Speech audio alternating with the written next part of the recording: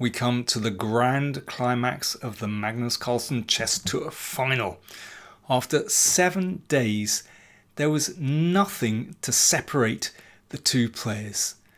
Hikaru Nakamura and Magnus Carlsen were even 3 sets all and then 2 games all in the rapid games in the 7th set. So they went into a tiebreak, and that's what we're going to look at now.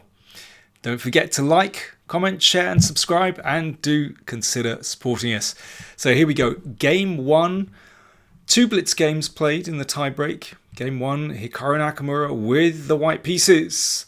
Eyes down. Don't blink, you'll miss it. It's a Spanish and it's another Berlin variation.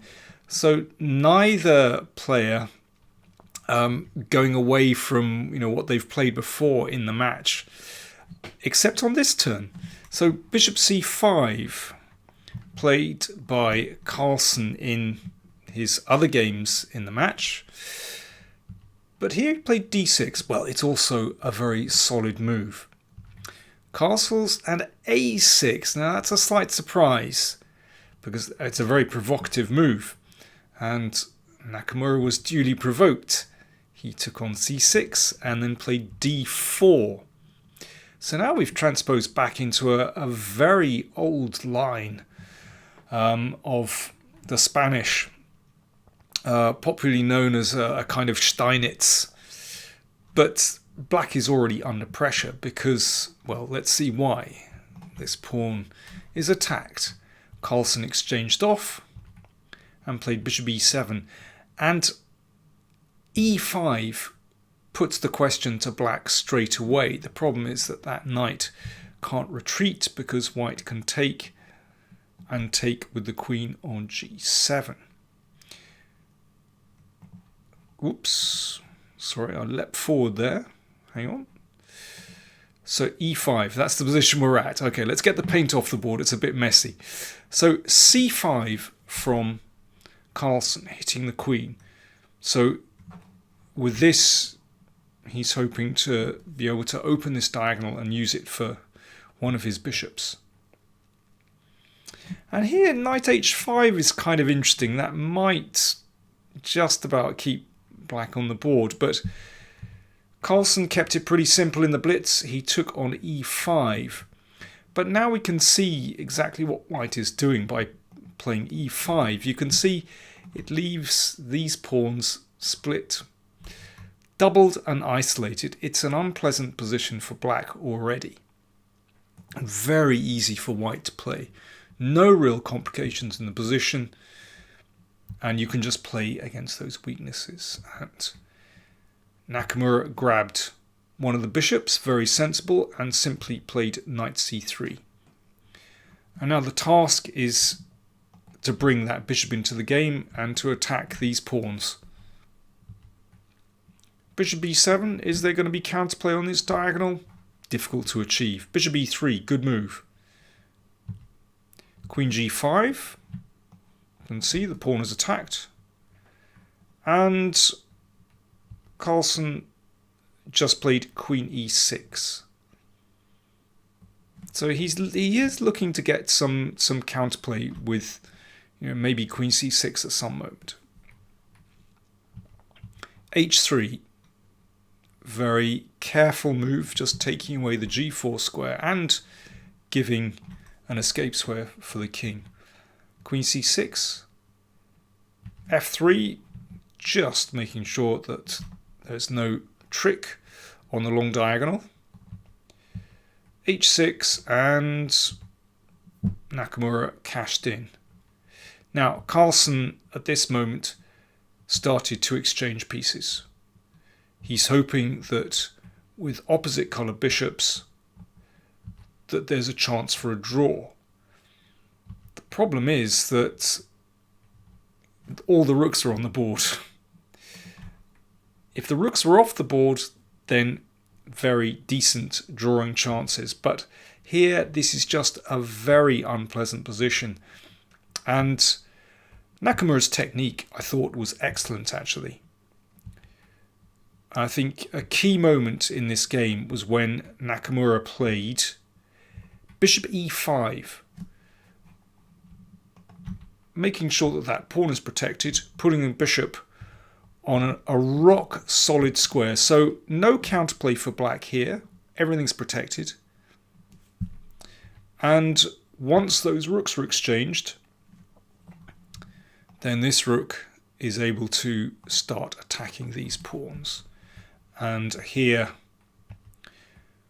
well, another little finesse, a check, and now the king covers the c-pawn, and then the rook could just run wild. And yeah, pawns both isolated.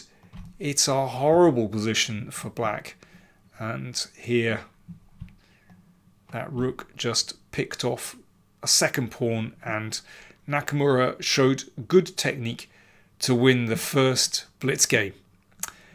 So that meant that Carlsen had to win Blitz game number 2 to stay in contention.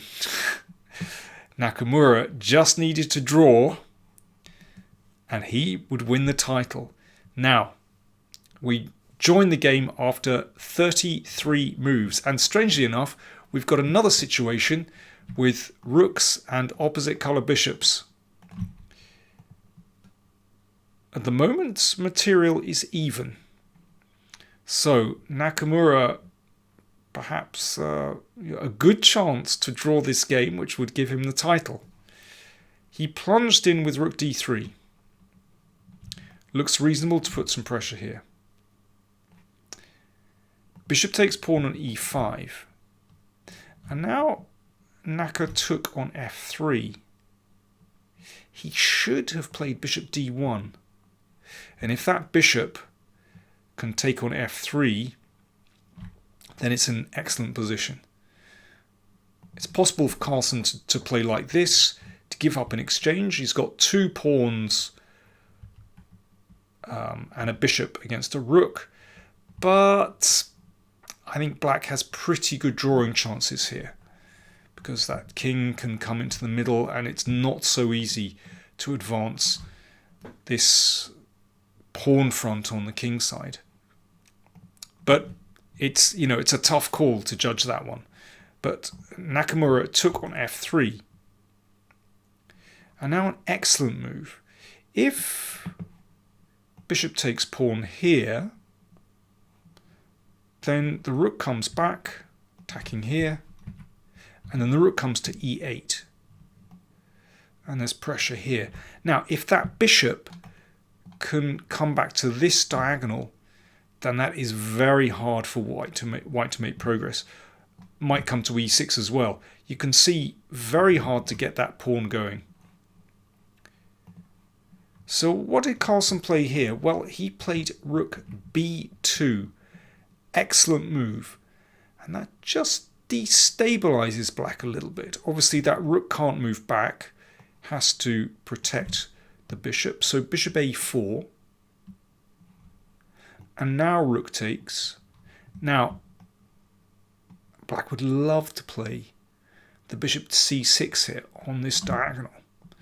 But if bishop c6, then bishop takes pawn check, rook takes pawn, followed by rook takes bishop, and a winning rook and pawn endgame. So after this move, rook takes b7, rook f7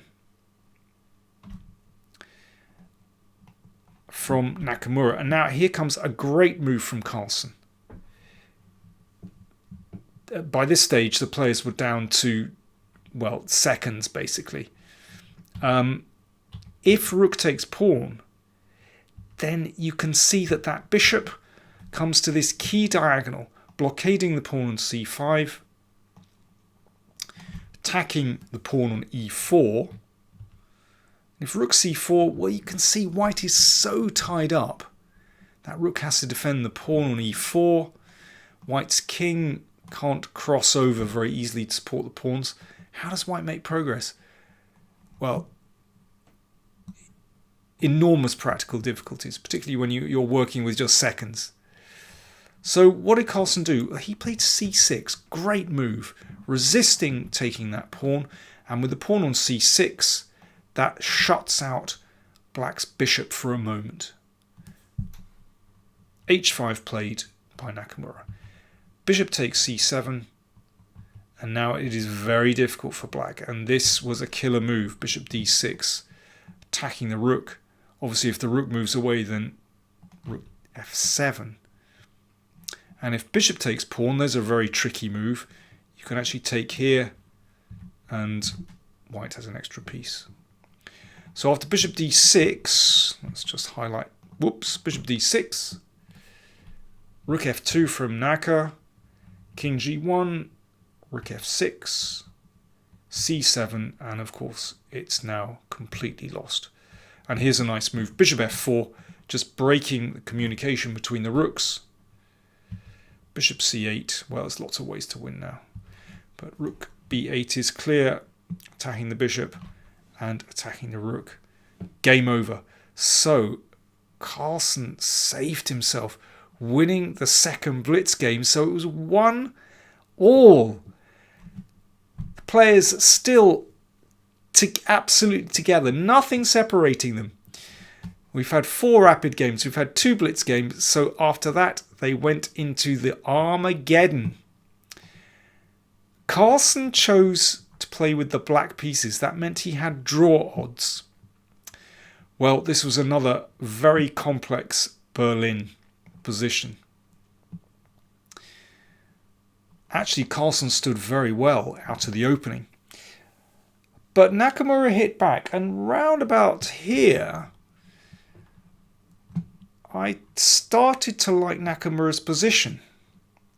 You can see that that pawn on e5 can't be protected by another pawn, can't be protected by the minor piece. Yes, white has a similar problem here. That pawn on f3 is vulnerable, but still, I just thought the knight was more agile than the bishop. I felt that Nakamura was starting to gain control. And, well, they were, of course, in an Armageddon game, they're not playing with any increment. So the time is just ticking down. Time absolutely crucial. Nakamura in a must-win situation. Knight d3. More pressure on the pawn on e5. Now, you don't want to fall back into passivity. Then white can consider moves like c5, starting to break open black's king. Carlsen took the pawn instantly. Well, I don't know how much he calculated at this moment, but basically white could take an exchange. Knight c5 check, queen takes knight, and then queen takes f3. Now white is the exchange up. Problem is after bishop c6, actually it's very difficult for white to make any progress at all. You can see the bishop covers the d5 square, preventing the rook coming in, looks at e4, and that's a decent passed pawn on f4. Should be tenable for black. So what happened after rook f3? Queen e5 also looked very scary for black. Because if queen takes queen, knight takes, forking rook and bishop. Very unpleasant. But instantly, Carlsen played rook takes knight. Then queen takes queen. Rook takes rook check, king b2. So Carlsen has given up his queen. Is he in danger? Well, actually, no. It's impossible for Nakamura's queen to actually break through to the king. The only hope is to try and support this pawn coming down the board, but that f-pawn is also strong. e5, f3, covered by the bishop. If Nakamura is careless, he could be worse here. But remember, he's in a must-win situation.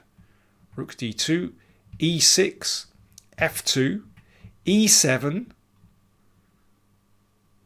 rook e2 from Carlsen, covering the promotion square, queen f7, and now simply rook takes pawn from Carlsen. Could try bishop g2, comes to the same thing actually. Here takes here, and we have this endgame. In the game, Carlsen didn't mess around. He just played rook takes pawn. Obviously, if queen takes rook, then black gets a queen, but queen takes pawn. So now we've simplified right down into a position which should be a draw if black just keeps his head. They were still playing with just seconds on the clock. Rook g7. Well, I say that they did have enough time actually. Maybe they were inside their final minute, so a bit scary, and they certainly managed to whack out loads of moves. But basically, Carlsen with black should hold this one. I think Nakamura's only chance is to advance these pawns and hope to create some kind of weakness, or maybe destabilize that bishop, because at the moment it's protected. So Nakamura went to advance those pawns.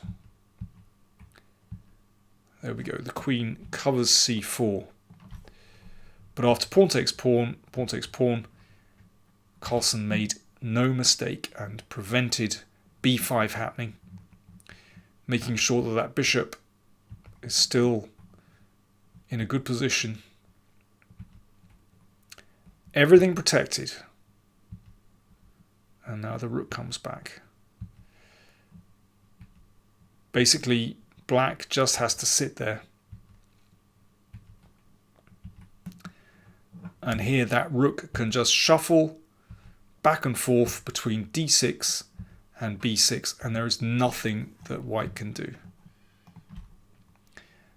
So, well, Nakamura was shaking his head and smiling to himself because he realized that, well, Magnus Carlsen has a fortress. Famously, Magnus Carlsen once said, "I don't believe in fortresses." So the irony is that he creates a fortress here, forces a draw, and with that he won the 7th set on this tiebreak, and by a hair's breadth he won the tournament. Incredible. I mean, there really was nothing to separate the players. I mean, afterwards Carlsen was saying that he never really got in a flow. He found it an incredibly unpleasant match to play. I think he meant in terms of how difficult it was. And yeah, he lacked his normal rhythm. But I think we have to put that down to Hikaru Nakamura's strategy in this match, which was to play very quickly. And that put a lot of pressure on Magnus. And somehow, you know, Hikaru's moves are sometimes a bit unpredictable. Sometimes he's solid, sometimes he plays very aggressively. It's hard to say. But really, there was very little that separated the players, as we can see from these games. Hope you enjoyed that. Thanks very much for watching, and there'll be more coming soon on the channel. Don't forget to subscribe. Thanks for watching.